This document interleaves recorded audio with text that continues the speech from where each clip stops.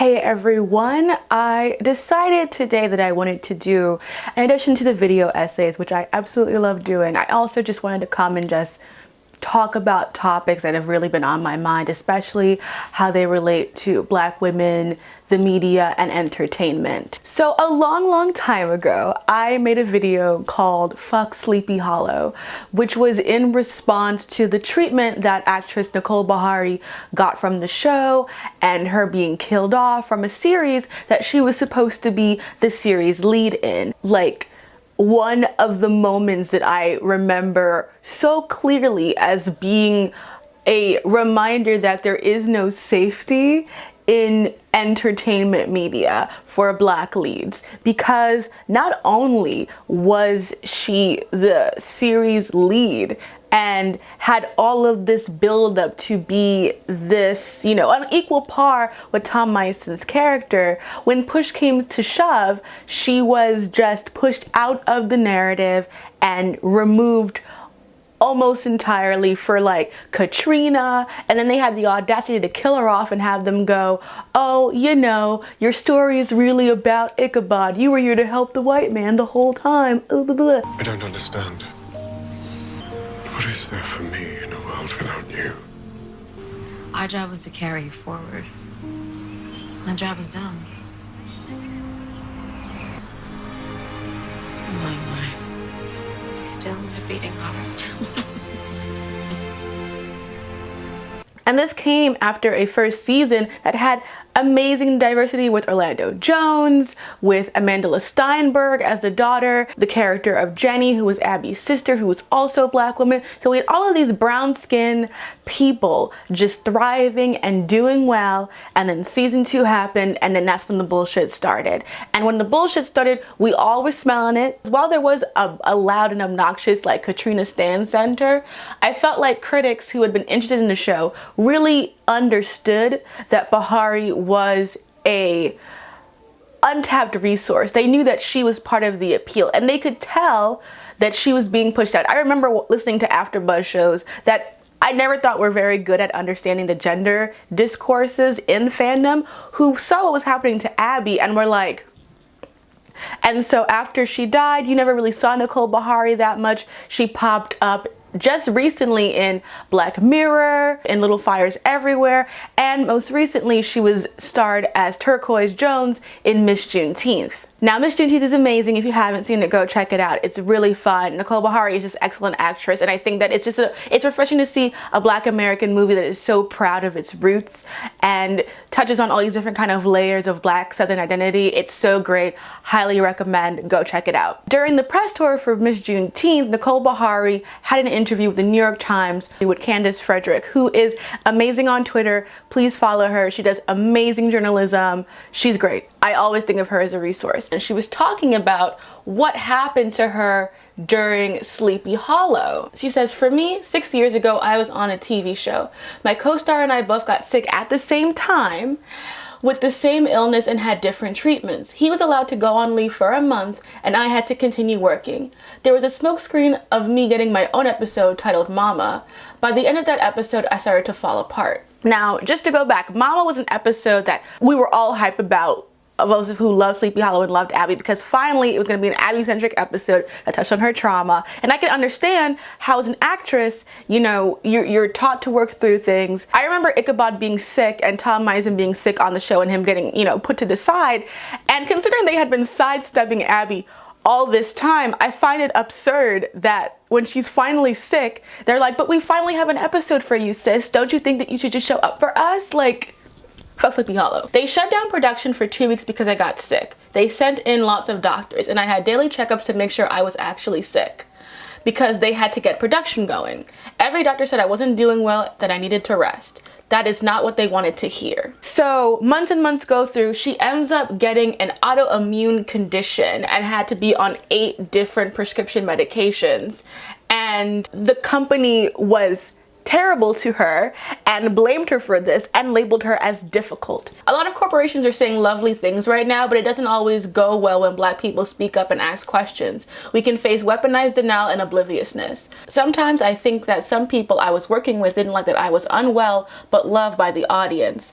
I would think they'd support that, but eventually everyone of color on that show was seen as expendable, and eventually I was let go. And then as she tried to get work otherwise, people were saying that we heard that you were unprofessional, that you were difficult, that you were negative. She was sick. She was sick. She had an autoimmune disease because she couldn't get time off of work. And she's an actress, a lead actress, and you don't have the time for this? I mean, shows are used to dealing with pregnancies when they have female leads. And yet this show that had pulled in so much appeal because of the Blackness that was being promoted on this series, and their Black lead gets sick and she can't get sick time, she can't have space to heal, they can't find a way to make it move around. They already decided to sideline her and make all these Katrina-centric episodes. They could have found some way to either, have a young, some young Abby stuff happening. There are so many things that they do in production when your lead gets sick. I mean, when Lucy Lawless got injured on Xena,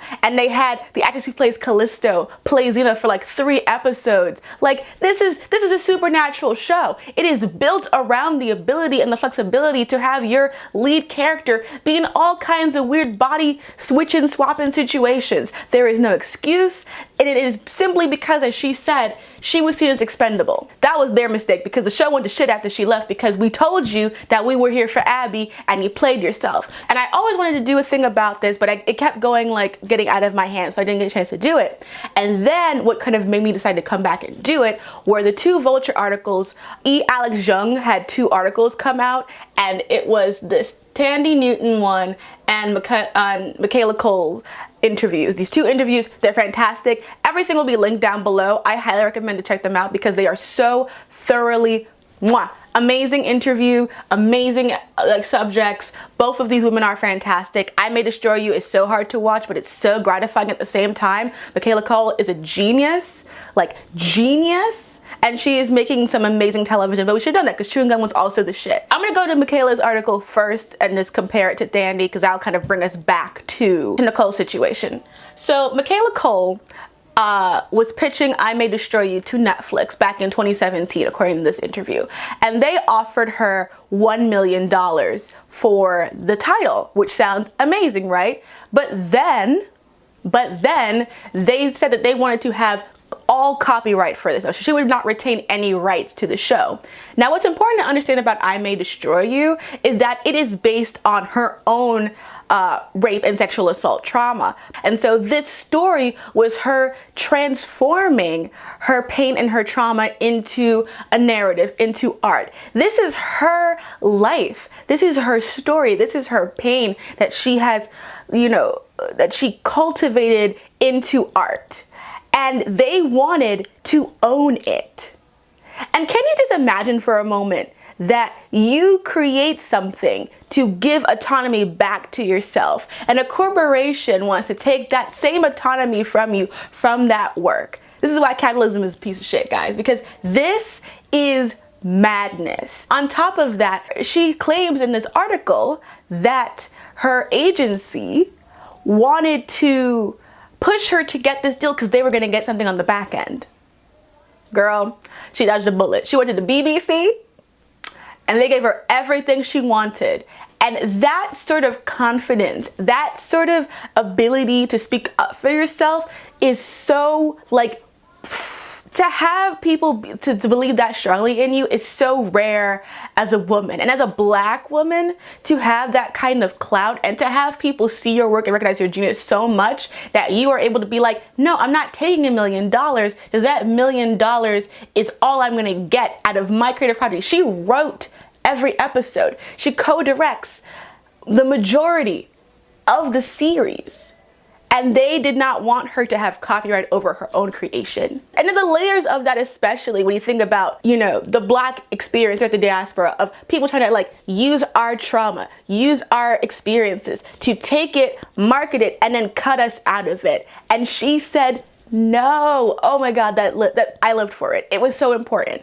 But that's why the Thandie Newton article was such a great follow-up, because it was a reminder that Thandie Newton, who is the only black woman to win a BAFTA, period, for a terrible movie, for Crash, my God, Madonna, that her, with all of the clout that she has, that you think that she would have, there is still this inability for Hollywood to treat her like a person. So in her piece, she talks about being groomed throughout, you know, her early parts of her career, and having people labeled the grooming and the assault that she was, you know, dealing with as an affair, even though she was 16 years old. She was a child, and yet she gets that kind of reputation. That's kind of how it's framed, because she is this, you know, mixed race but visibly black woman, and it's easy for them to exotify her and put her in these roles that are purposefully to send certain images. Talks about like being darkened for certain roles and then lightened for others. For example, she plays Sally Hemings in this terrible Thomas Jefferson Sally Hemings romance film, and they wanted her to be a little bit lighter for that, because there were no African Americans, no black Americans working on these stories, and therefore they were trying to capitalize on her vibe.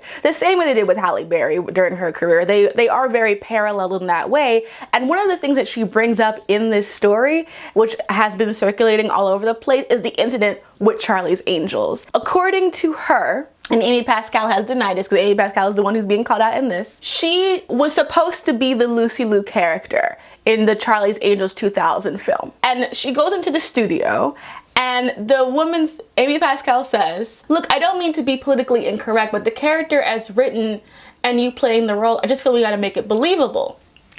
Believable. Okay. Well, you know, the character is written, she's been to university and educated. Thandie Newton went to Cambridge. She went to like the Cambridge school. I think it's like Downing, that's like known for like law and medicine. Like, she has a degree from Cambridge. Maybe there could be a scene where you're in a bar and she gets up on the table and starts shaking her booty. You know, she turned down that movie. And I think about that because that movie was huge. I mean, that Charlie's Angels movie is problematic, but it be hitting sometimes. And that role is part of what exposed me to Lucy Liu when I was a kid, because I saw Charlie's Angels in theaters with my mother. Like, we saw that together because we like to see, you know, girls kicking butt. Because she turned on that role, because it was stereotyping, and because of the hypersexuality of the film, she lost a huge opportunity. I mean, Thandie Newton is known, but people mostly know her now from Westworld. There is power in being in a super successful show. And so she lost out on the ability to be in a mainstream movie that had a sequel that was very successful and have her name be on the lips of different people.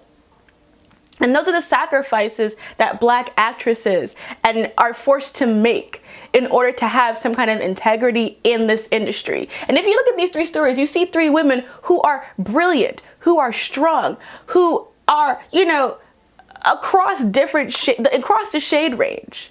But all three of them have to deal with being belittled and marginalized in their experiences. Like, Michaela Cole did get that deal that she wanted, but the gamble that she took to get there. It is important to remember that as we celebrate, you know, black actresses getting their due, how they have come to get there. How some of these light-skinned actresses who love being black, who are secure in their blackness, still will get weaponized. How you can be the lead of a series and be sick and you are still gonna get penalized for it. These are the things that when I talk about the treatment of these black actresses on these shows, this is why. Because you have no idea the lack of support that they could be getting from the higher ups down. We are celebrating the fact that, you know, the new Batwoman character is like cast as this beautiful, beautiful black bisexual woman. That's amazing news. Will she have support? Will there be hairdressers in there who know how to use black hair? Will there be black makeup artists? Will there be people who are prepared to have her succeed at this job besides getting up on stage? Will there be support from beginning to end? The description of the character is already very messy. It's very, very messy. But the reason I wanted to talk about this and bring it back to the reason why I want to talk on this and bring it back to Nicole Beharie's situation is that Nicole Beharie is so talented. So talented. Beautiful. Trained actress. And her career was stalled for years because of a Fox show that did not know how to tap into her as a resource, that used her, propagated her, monetized the excitement that we had of having a black lead, and then kicked her to the curb the moment she got sick. This happens so often. We saw with Gabrielle Union. You saw it even with Orlando Jones. And you see how certain people want to come and pretend they don't know what we're talking about.